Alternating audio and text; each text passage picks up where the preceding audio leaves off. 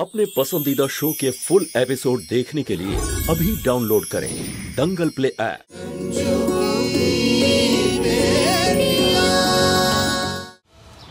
আরে কি বসে বসে ঠোঁট শুকিয়ে মরছো? যাও, ওখানে জল ভরা আছে, গিয়ে খেয়ে নাও, গলাটাকে তোমার বিশ্রাম দাও। দেখো, বিয়েতে পণ চাওয়ার মতো মুখ ফুলিয়ে বসে আছো। আরে বৌমা এলে তো তোমাকে ফোন করা হবে। দেখুন মাসিমা, টাকা না দেওয়ার অনেক বাহানা আমার জানা আছে। আজকে আমি টাকা না নিয়ে যাব না। বর্মন বাবু, লুকিয়ে থাকা স্বভাবটা চোরেদের হয়। আমরা কারোর থেকে কোনো কিছু চুরি করিনি। আমরা তো শুধু আমার মেয়ের প্রতিযোগিতা দেখতে গেছিলাম। আরে হ্যাঁ, আমি তো ভুলেই গেছি। প্রতিযোগিতার ফলাফল কি? এই লোকটার জন্য আমি তো সব ভুলেই গেছি। মা, আপনার বুলবুল জিতে ফিরেছে।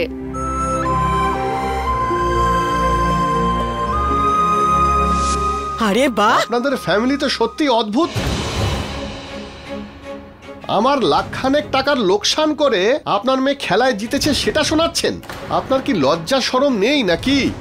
বর্মন বাবু, আপনার তো শুধুমাত্র একটা অর্ডার পড়েছে, আমাদের তো গোটা ভবিষ্যৎটাই পুড়ে ছাই হয়ে গেছে। কয়েকটা দিন সময়ই তো চেয়েছি। আপনি একটু ধৈর্য ধরুন, কোনো না কোনো রাস্তা ঠিক বেরিয়ে আসবে। দেখুন রঞ্জু দেবী, আমি আর কোনোভাবেই আপনার কথা শুনতে চাই না। আমার টাকাটা আপনি আমাকে দিয়ে দিন। আমি শুধু এটাই বলতে চাইছি।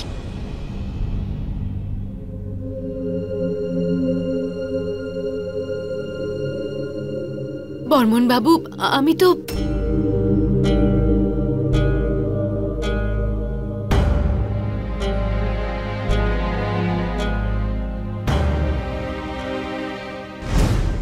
বুলবুল, এটা তো তোর পুরস্কারের টাকা, তাই না? এসব কি কথা বলছো মা?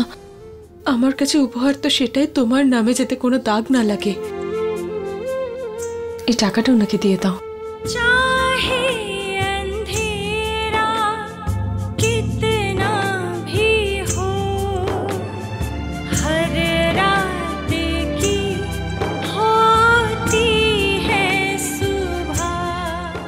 এই নিন বর্মন বাবু, 25,000 আছে, আর আপনার বাকি টাকা খুব তাড়াতাড়ি আমরা শোধ করে দেওয়ার চেষ্টা করব। বর্মন বাবু, এতক্ষণে বিশ্বাস হয়েছে তো যে আপনাকে টাকা না দিয়ে আমরা কোথাও যাব না। তাতে আমাদের সবার যতই লোকসান হোক না কেন, কিন্তু আপনার কোনো রকম ক্ষতি করব না আমরা। ঠিক আছে ঠিক আছে, আমি কালকে সকালে আসছি। না না, কাল সকালে না বর্মন বাবু, আমরা একজনের সাথে টাকা দেওয়া নিয়ে কথা বলেছি। আপনি কটা দিন পরে এলে খুব ভালো হবে। আমার পক্ষে আর অপেক্ষা করা সম্ভব নয়। কালকের দিনটা সময় আছে, দেখে নিন।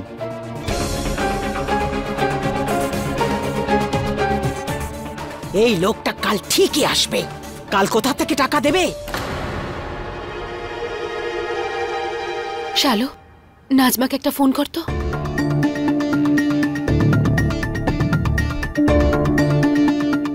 নাজমা, ওই ভদ্রলোকের সাথে একটু কথা বলে দেখো না, ওই টাকাটাকে একটু তাড়াতাড়ি পাওয়া যাবে? হ্যাঁ দিদি, ওনার সাথে কথা বলে আপনাকে জানাচ্ছি। আচ্ছা।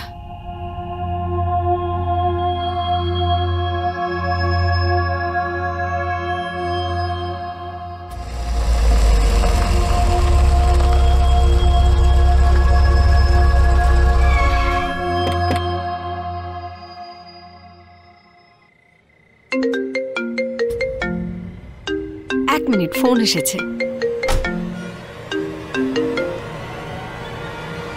হ্যালো। নমস্কার ম্যাডাম, রঞ্জু দেবীর কাছ থেকে আজকে 25,000 টাকা নিয়েছি, আর বাকি টাকার জন্য কাল অবধি সময় দিয়েছি। কিন্তু এই 25,000। এই নাও তোমার 25,000 টাকার পুরস্কার। 25,000-এ কিচ্ছু হবে না বর্মা বাবু। গুনে গুনে পুরো টাকাটা আজ রাতেই উসুল করুন। কিন্তু ম্যাডাম দেখুন, একদিনের তো ব্যাপার, ওনার ওপর এর থেকে বেশি জোর দেব কি করে? আর বাড়িটাও তো ওনার নিজের নয়, তাই না? তা না হলে নয়তো কি, ঘর নেই তো কি হয়েছে, দেমাক তো আছে। ভেঙে দাও ওর দেমাক, রাস্তায় দাঁড় করাও ওকে, আর ওকে এমন বাধ্য করো যাতে ওর এই শহরে থাকার কোনো হিম্মতই না থাকে। আপনি নিশ্চিন্তে থাকুন, কালকের দিনটা রঞ্জু দেবী আর তার মেয়েদের জন্য খুব খারাপ হতে চলেছে।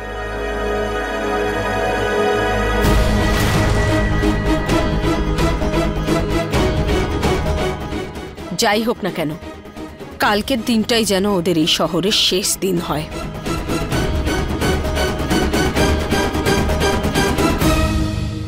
কার শেষ দিনের কথা বলছো?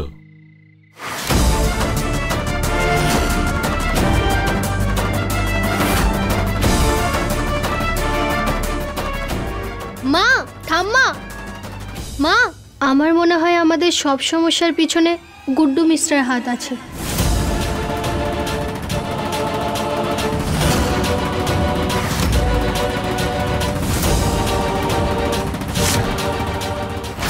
আমি এক্ষুনি বর্মন বাবুকে ফোনে কারোর সাথে কথা বলতে দেখলাম।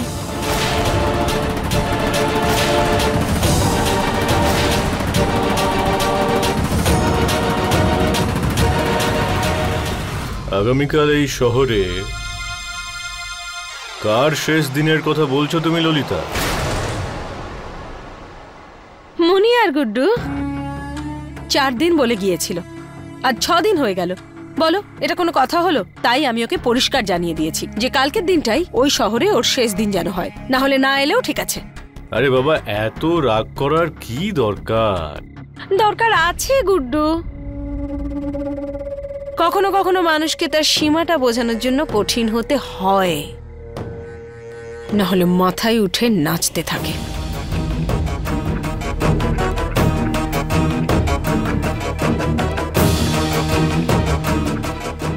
ললিতা দেবী, আমি তোমার রাগের কারণটা বুঝতে পারছি। তোমার রাগ বুনিয়ার প্রতি নয়, বুলবুলের প্রতি। আর যা হলো ওখানে তাতে আমি একেবারেই খুশি নই। কিন্তু এইসবের মধ্যে আমি একটা জিনিস তো ভুলেই গেছি, যে রঞ্জু আর তার ফ্যামিলির সঙ্গে আমাদের কোনো সম্পর্কই নেই। আরে ওরা আমার ব্যাপারে কি ভাবে, কি জানে, তাতে আমার কিচ্ছু যায় আসে না। ব্যাস, এখন শুধু লাকি আর ভিকি হলো আমাদের জীবন, তাই না? আরে ছাড়ো না এইসব কথা। আমাদের বিবাহবার্ষিকীর জন্য অনেক প্রস্তুতি করেছি। আচ্ছা, ওই শাড়ি আর গয়নাগাটি সব সিলেক্ট করে ফেলেছো তো? হ্যাঁ ললিতা দেবী, জীবনের ওঠাপড়া আমাকে কোনোদিন কোনো সমস্যায় ফেলেনি, কিন্তু তোমার কপালে ভাঁজ পড়লে আমি চিন্তিত হয়ে যাই। তোমার মুখে আমি বিষণ্ণতা নয়, হাসি দেখতে চাই, কারণ এই হাসি আমার শক্তি আর দুর্বলতাও। গুড্ডু সোনা, তোমার এইসব কথা শুনেই তো আমি মরেছি। মিষ্টি মিষ্টি কথা বলে মুড ঠিক করতে তোমার কাছে শিখতে হয়। আচ্ছা, এটা বলো, এই বছরের বিবাহ বার্ষিকীতে কি উপহার চাই তোমার? তোমাকে পাশে চাই।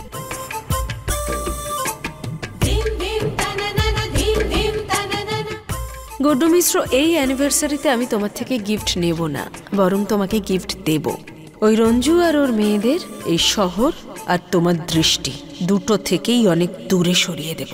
কি? আরে কি সব বলছিস তুই?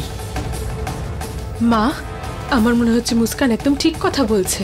আমরা যদি বর্মাকে একবার ধরি না, তখন দেখো সব সত্যি একদম বেরিয়ে আসবে। আচ্ছা, তার মানে এইসব বর্মন বাবুকে দিয়ে ওরা করাচ্ছে।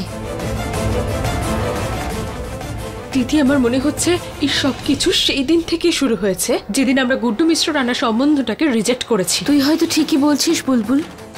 তারপরেই আমরা এত বড় একটা অর্ডার পেলাম, আর কোনো কারণ ছাড়াই সেলাই সেন্টারে আগুন লেগে যাওয়া, আর তারপরে ওই লোকটার আমাকে কুস্তি প্রতিযোগিতার ওখানে টাকা অফার করা। দিদি, আমি বলছি এই সব কিছু কিন্তু একটার সঙ্গে একটা যুক্ত। তার মানে আমাদের উপর এত কিছু বিপদ আমাদের বাবাই নিয়ে এসেছে। এসব আজে বাজে কথা বলছিস? হ্যাঁ, আমার গুড্ডু এইসব অন্যায় কাজ কখনো করতে পারে না। এইসব অদ্ভুত কথা না ভেবে তোমরা এইটা ভাবো যে যখন গুপ্তা আমাদের দরজায় আসবে তখন টাকাটা কি করে ফেরত দেবে। আরে যে 25,000 টাকা পেলে সেটা তো বর্মাকে তুমি দিয়ে দিলে। যদি এই টাকাটা তোমরা বাড়িওয়ালাকে দিতে তাহলে মাথার উপরে ছাদ বাঁচতো। আপনি একদম ঠিক বলেছেন মা, কিন্তু আমরা কি করতাম?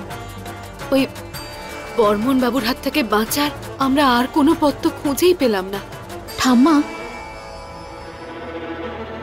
আমরা গুপ্তবাবুর সঙ্গে কথা বলে আরো কয়েকটা দিন চাইব। ওই দিন উনি রেগে ছিলেন, কিন্তু ঠাম্মা আমার মনে হয় এইবার উনি মেনে নেবেন। ভগবান করুন যা তুই বলছিস সেটা যেন সত্যি হয়।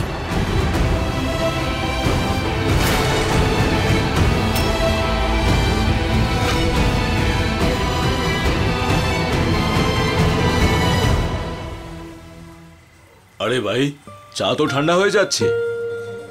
কি ভাবছিস তুই? হ্যাঁ, আরে ভাই, তুই কি আবার ওই মেয়েটার কথা ভাবছিস নাকি? আরে ভাই, শালু আর ওর পরিবার খুব সমস্যার মধ্যে রয়েছে। আরে ভাই, তোর প্রেমের ভূত এখনো নামেনি নাকি? আরে ভাই, তুই ভুলে যাচ্ছিস কেন? এরাই তারা যারা তোর সম্বন্ধটা না করে দিয়েছিল, আর তুই কিনা ওদের দুঃসময় দুশ্চিন্তা করছিস। আরে বুঝতে পারছি না শালু কি এমন জাদু করলো তোর উপরে। আরে ভাই, কোনো জাদুটোনা নয়, আমি শুধু এটাই বলছি যে যেটা ওদের সাথে হচ্ছে ঠিক হচ্ছে না। কি ঠিক হচ্ছে না আমাকে বল, তুই, আমারও জানা উচিত। দেখ ভাই, সবার জীবনেই খারাপ সময় ভালো সময় আসে, এটা খুব স্বাভাবিক। কিন্তু ওদের সাথে যেটা হচ্ছে তার পিছনে কোনো কারণ আছে, কোনো ব্যাপার আছে নিশ্চয়ই, অথবা অন্য কারোর হাত আছে। আমি বুঝতে পারছি না, কিন্তু এটুকু বুঝতে পারছি কোনো একটা গন্ডগোল আছে। আরে ভাই, এটা শুধু তুই ভাবছিস, সত্যি নয়। আর তোর এই দুর্ভাবনার উপচার হলো এই গরম গরম চা। এটা নে আর খা।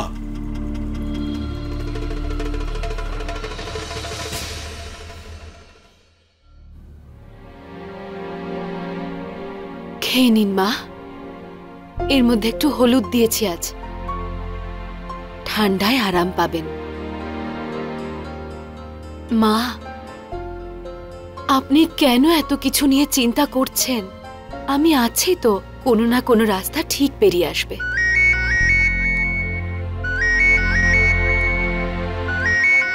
নাজমা? হ্যাঁ নাজমা, বলো। দিদি, ভালো খবর নয়, ওই লোকটা তো টাকা দিতে রাজিই হলো না। কিন্তু কেন? উনি দিতে চাইছেন না। আচ্ছা, কি হয়েছে মা? ফোন কাকে করেছিলে? নাজমা, ওই ভদ্রলোক টাকা দিতে চাইছেন না। হয়ে গেল সর্বনাশ, এখন কি হবে আমাদের?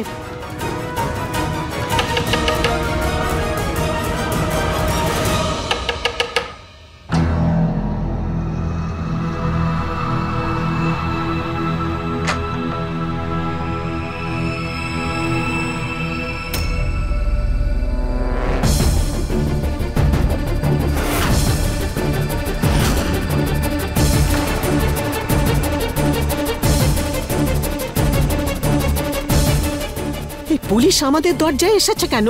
আবার কোন সর্বনাশ হবে?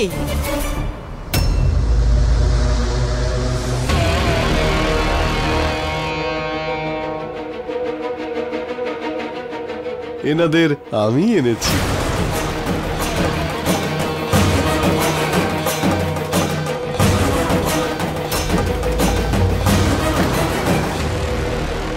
গুপ্তবাবু, পুলিশ কেন নিয়ে এসেছেন আপনি? আসলে ব্যাপারটা হলো যে আমি এটা জানতাম যে আমার টাকা দেওয়া আপনার পক্ষে সম্ভবই নয়, সেই জন্য ওনাদের ডেকেছি। এবার মান সম্মানের যদি ভয় থাকে তাহলে ভদ্রভাবে আমার বাড়িটা ছেড়ে চলে যান। গুপ্তবাবু, এ আপনি কেমন কথা বলছেন? হঠাৎ এভাবে কেউ কারোর বাড়ি ছেড়ে কি করে যেতে পারে? আর আমি এটাও জানতাম যে ভদ্রভাবে তোমরা আমার বাড়ি ছেড়ে যাবেই না, সেই জন্যে তোমাদের বাড়ির জিনিসপত্র ফেলে দেওয়ার জন্যে আমি আমার লোকজনও নিয়ে এসেছি। আরে তোরা গেলি কোথায় রে? আয় ভিতরে আয়। সাবাস। দেখুন গুপ্তবাবু, আপনি এইভাবে আমাদেরকে বের করে দিতে পারেন না। কয়েকটা দিন তো সময় দিন, আমরা কোনো না কোনো রাস্তা ঠিক বার করব। শুনুন ম্যাডাম, এই বাড়িটা আপনি খালি করে দিন। আর এমনিতেও আপনার কাছে তো আর অন্য কোনো রাস্তা নেই। এখন গুপ্তবাবু বলার পরেও যদি আপনারা বাড়ি খালি না করেন তাহলে এই বাড়ি থেকে আপনাদেরকে তুলে দিতে বাধ্য হব আমরা। আরে আমি তো আগে থেকেই জানতাম যে আমার বাড়ি খালি করার জন্যে উনি অনেক বাহানা দেবেন। সেই জন্যই আমি ইন্সপেক্টরকে সঙ্গে করে নিয়ে এসেছি। আরে আপনি সত্যিটা বলুন যে আমার টাকা দেওয়া আপনার পক্ষে সম্ভবই নয়। গুপ্তবাবু, একটু দয়া করুন, আপনি আমাদের 2 দিন আপনি দিন প্লিজ। এই নিন 20,000 টাকা।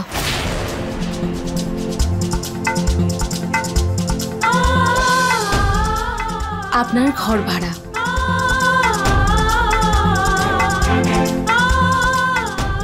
গুনে নিন, বাকিটা খুব তাড়াতাড়ি দিয়ে দেব। টাকাগুলো কোথা থেকে পেলি শালু?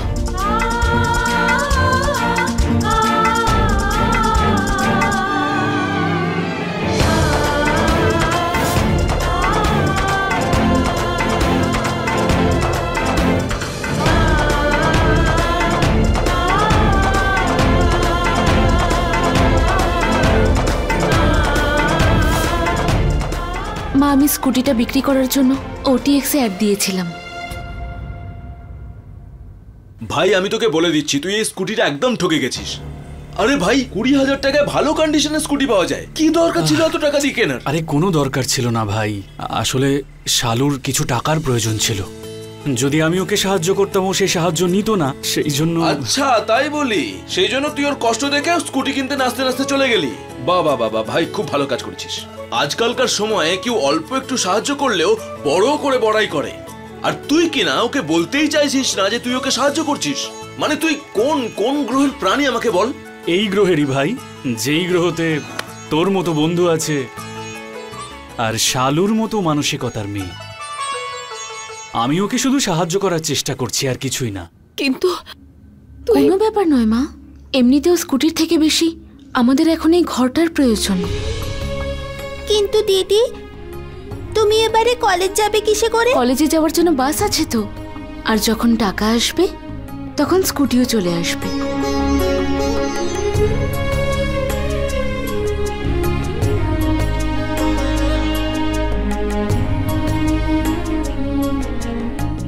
সেসব তো ঠিক আছে, কিন্তু এই কটা টাকায় আমার কি হবে বলুন তো? এবার দেখুন, ভাড়া আর সব ক্ষতি মিলিয়ে হয়েছে 1 লাখ টাকা। কত? 1 লাখ। তাই এই টাকাটা দেওয়া বা না দেওয়া একই ব্যাপার, তাই না? আচ্ছা, 20,000 টাকা কি কোনো কম টাকা নাকি? আরে বাবা, নিজের কাছে রাখুন না এই টাকাটা, আর চুপ করে একটু বসুন, বাকি টাকাও আমরা দিয়ে দেবো আপনাকে। দেখো, আমি চুপ সেই দিনই করব যেদিন তোমরা আমার বাড়ি ছেড়ে দেবে। আর শুনুন, আমি একটা নতুন ভাড়াটেও খুঁজে পেয়েছি যে আমাকে টাইম মতো ভাড়াও দেবে আর তার সঙ্গে ডিপোজিটও দেবে। গুপ্তবাবু, আমরা বাইরে দাঁড়িয়ে আছি, আপনি বাড়িটা খালি করে নিন। আর এনাদের মধ্যে কেউ যদি আপনাকে বাধা দিতে আসে, তাহলে আইনের সাহায্যে এই বাড়িটাকে আমরা খালি করিয়ে দেব। আর যখন আমরা খালি করব না, তখন না জিনিসের গ্যারেন্টি থাকবে আর না মানুষের।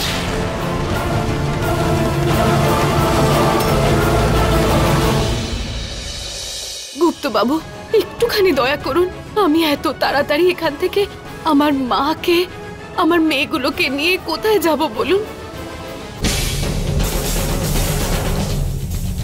দেখো, এত বছর ধরে তোমার বাড়িতে আছি, কোনোদিন কোনো অসুবিধা হয়েছে তোমার?